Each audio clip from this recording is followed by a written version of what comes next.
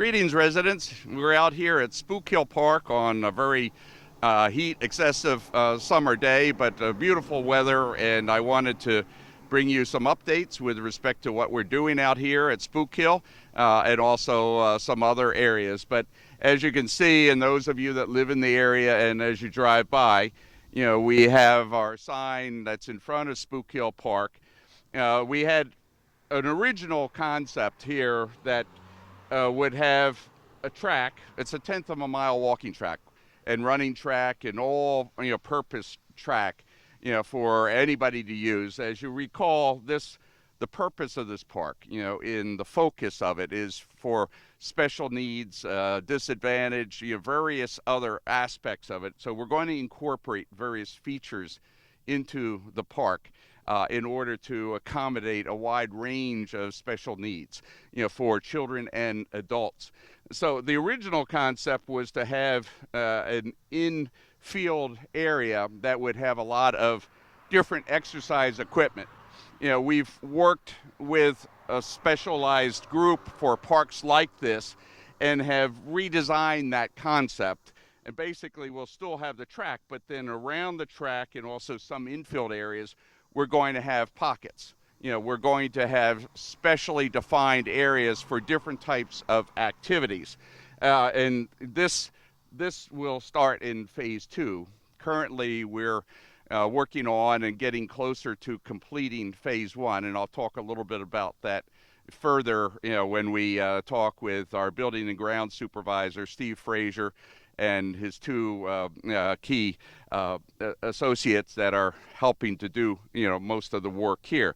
Ultimately, phase 3, we're going to be doing a quarter of a mile walking track, that will have different other features coming out of it. So we're really excited. We're looking at the cost of somewhere around $300,000-$400,000. We have received a $100,000 grant. We're applying for more. In an upcoming bond issue, we're going to be getting some more money. And I'll talk a little bit further about that as I talk with Mr. Frazier and also our county legislator, Joey Cavaccini. One of them will also be here to talk about some of the efforts that we're undertaking to get further grants for our various youth and other athletic programs. So I'll go to the interview phase shortly. So thank you. We're standing in front of the newly renovated building. It's still a work in progress. This is, as you will recall, was a fairly dilapidated. The roof was falling apart, big holes in it, a smaller platform pad with one picnic table. And then the restroom facilities were not ADA or even anywhere close to state of the art. So, we're really proud of this building because Steve Frazier, who's our supervisor for the building and grounds department, he and his team, have been doing this work themselves. It shows the value of having very good trained professionals, carpenters, electricians, etc., on our staff, and it's enabled us to do a lot more work. I have Joey Cavaccini standing next to me. We'll talk in a few minutes about the efforts of our legislators from the town that have been working, but especially with Joey's very hard work to get grant fundings, working with me and the town board to do that. But first, I'd just like to generally point out, if you look at this area, that is a graded area. Actually, we were able to get that grading done, by the contractor that was doing the parking area for free. We were able to do this, and why is this important is that we are going to have some picnic tables, but then also kind of our staging area 1 playground for our toddlers. Approximately where I'm standing right now will be the beginning of a tenth of a mile track, and that track will be kind of the focal point, the core of how we build out other activities. So the original concept, as I mentioned a few minutes ago, was to have everything in the center, field of the track area. But our designer came up with a much greater, I think, more functional, more efficient, more friendly process where we will have these various zones coming out of the track area, but with other accessibility. Going further down into the park, and I think we'll get a very panoramic, view of this. We're going to have in the back area, our special, playground, special needs. It's going to be an all-purpose, all accessible, playground. The current playground, the playground assembly itself is okay, but the area is just not suitable, and it's also not designed for special needs, folks. The swing sets are outlived their usefulness, I think, and so we're going to be expanding that. The current basketball court will keep that. Also, out into the to my right here is where we have been putting in a new parking area, and this one will have also handicap spots, much more space. We brought it in beyond the original fence line. New fence will be going up, but this will make it a lot more accessible, for our residents who want to drive from various parts of the town over here. So, we're in hopefully getting closer to finishing phase one. Phase two will be with respect to the track and some of the facilities, a playground, picnic tables. I believe, what is it, the Boy Scouts are doing the tables? Yes, Actually, we had an Eagle Scout project, and the tables have actually already been built. So we're waiting for us to get through with this, particular phase.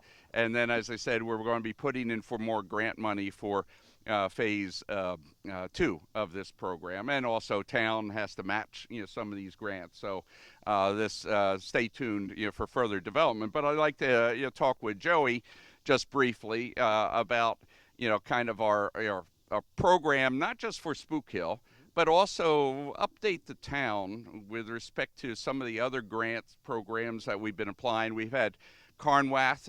We also have, with close cooperation of the legislature and Marcus County Exec Marcus Molinaro, focused programs like for baseball, sports. There is a variety of things. So, Joey, why don't you just briefly summarize? Absolutely. So just to lead off, I am just so excited. I know that our Buildings and Grounds crew knows this too, that this project is well underway. It has really been 4 years in the making, and even before that, and we're just happy that finally we're moving forward. I'd like to thank Steve Frazier, Supervisor of Buildings and Grounds, and his team for doing this work. Literally, you see the truss system behind us here. They single-handedly, this department did that, installed that roofing structure, and they have a lot more work to go, but it's going to be a beautiful, beautiful facility when it's done. And as the supervisor mentioned, that was all part and thanks to a grant that the town of Wappinger applied for and that we advocated for in the county level from Dutchess County government. $100,000 grant. There will be more grant funding on the way for this park, but it was to get this project finally moving in the right direction. As the supervisor said, we have been bringing in a lot of grant funding, something I'm very proud of. We are bringing in more grant funding than ever before in this town, back to the town of Wappinger, back to our park system and to our programming. For example, $200,000 we've just received from Dutchess County government. That has been to the part of the supervisor and his leadership, but also county legislators Paloni and Bolner assisting me and advocating in the legislature for this funding. We are going to be strongest support of County Yes, Exec I was Marcus just Molinaro. going to get to that. Yeah, I was just going to get to that. And of course, our county executive. But we're going to be developing there a community center for all ages, something that our town is truly lacking. And we will be expanding our recreation, community affairs programming there. Thanks again to the county executive and the legislature, we now are moving forward with youth opportunity grant funding, which now the Grinnell Public Library District has received funding for, and also now, as of this week, the Wappinger United Soccer Club also will be receiving grant funding for their youth programming. So we have so And we expect baseball. and we yes, well, yes. Hopefully next week we'll have Little League receiving funding and a number of other of our organizations, and perhaps maybe even the Friends of Spook Hill Right. will get some funding as well. Yeah. So we have a lot of grant funding, a lot of opportunities coming here to the town of Wappinger. Thanks, Joey. Yeah, Joey mentioned the Friends of Spook Hill. So we have this volunteer, not-for-profit organization that actually is set up as a 501c3. And this group that, Randy Ross, Kevin Hawthorne, and a number of other folks have been very actively involved across the community, have really truly helped to make this happen. We've already received some donations, from different organizations. We're looking forward, we're hoping to perhaps, collect maybe around $100,000 of donations. What that means is that we'll be able to expand the types of services that we offer here, and there'll be naming rights, bragging rights, with respect to each one of those activities. It's just like the Boy Scout Eagle Project, that will be, he will be recognized with respect to that work, that beautiful work that he's done. So we've had this very active committee. This park is in Ward 3. That's Councilman Chris Phillips. He's been very proactive in supporting this, as are the other councilmen and women, for this park, but also the parks in their various wards. So this is a really exciting outgrowth of the efforts of our town board, to provide greater quality of life and services to our community. Next, I like to talk with Steve. Steve Frazier, as I mentioned, Steve has really been tirelessly working on providing more services for the town than just cutting grass. At one point in time, I think you were kind of relegated to, and and Steve has put together a great team. But I'd like Steve just to briefly first introduce himself and his team, and particularly the guys that are working here, and then we can talk a little bit about the construction work. So why don't you introduce yourself, Steve, and the team? Well, I'm Steve Frazier. I'm supervisor of Buildings and Grounds. Buildings and Grounds is in charge of the maintenance of all town properties, in both indoors and out, buildings as well as the properties. My two men here, Sal Masella and Stephen Lewis, have done the majority of the work on this project. I've coordinated the materials deliveries and the outside contract work that we've had to have done, as well as the work schedule. Our department does all the grass cutting in all the parks, and we do all the light maintenance of the buildings. We've found that by doing this work in-house, we save the taxpayers about 75% of the cost that it would to contract that work out. And that's how we're able to do this project of this magnitude, because we're able to stretch the money that much further. Yeah. So, Steve has been, as you notice, in the board meetings, we've enhanced his ability to do more of the work, including some construction work of this nature. He can't do it all, such as we've had to have special contractor to do the concrete pouring, but also in working close conjunction now with Mike Sheehan, our highway superintendent, in his department, we're also able to get a lot more done, and that means our other parks, such as Rockingham, in Councilman Casella's, ward, which has the infamous pond in it, which we're trying to beautify, but also soccer fields, but other activities, including playground, and that's extremely important. And the Robinson Fields as well, we're doing, and Steve is doing a lot of work with respect to that. And our other parks, Quiet Acres, we put in a new playground, facility,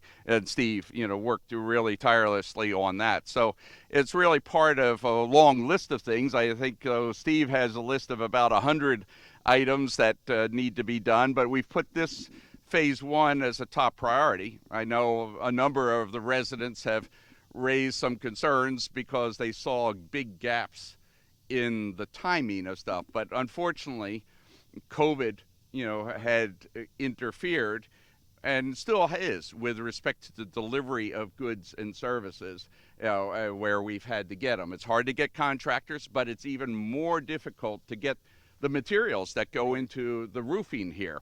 But that's now in progress. Steve has a process that has been expediting that. Still not, quite where it used to be before COVID, but at least we've made progress. Steve, why don't you just describe a little bit the work that we've done, starting with the parking area and this building, and what's yet to be completed here? Sure. Yeah, the parking area has been made much more convenient to use and more handicapped accessible. It adjoins right up to the concrete, where before that was not the case. There also will be a pathway coming out here that will be wheelchair accessible to access the rest of the park. The roof on the pre-existing building was in terrible condition. What we did while we had the roof off was to raise the building one course a block to give us some more ceiling height and more comfort underneath then. And it actually, the concrete is tied into the structure now, where before it was asphalt and full of ruts because asphalt is not as hard as the concrete. Then we made a single roof over top rather than the shed style roof that was there before, and that is much more attractive and more functional as well. The restrooms will be fully handicapped accessible. They'll be nice and bright. We'll put some lighting underneath in case there is need for nighttime use. And there is a room down at the end that we have yet to discuss what we will use that for now. That's going to be storage, but at some point maybe some type of a community room.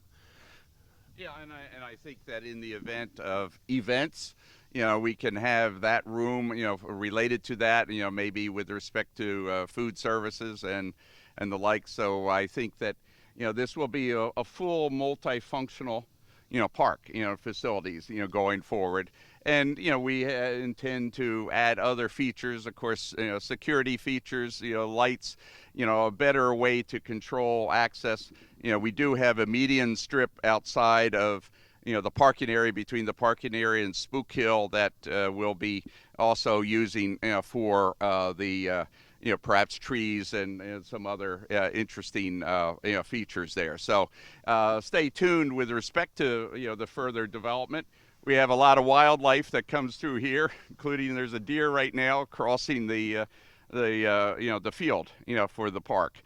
So a beautiful outdoor wildlife area that right now is more accessible. We still don't have it straightened out, but we had some residents, walking their dogs and baby carriages earlier this morning. So please stay tuned to further development, and we are really happy to offer this program, to you, and we have many more to come. So again, thanks to Steve and also to Joey and others for all that they've been doing to assist us. And again, I really want to thank the town board, Councilman Bill Beal, Councilwoman Angela Bettina, Councilman Chris Phillips, and Councilman Al Casella, for all that they have been putting into and will continue to put into on this project. So take care. Until soon, please stay safe and remain well. Thank you, and have a great day.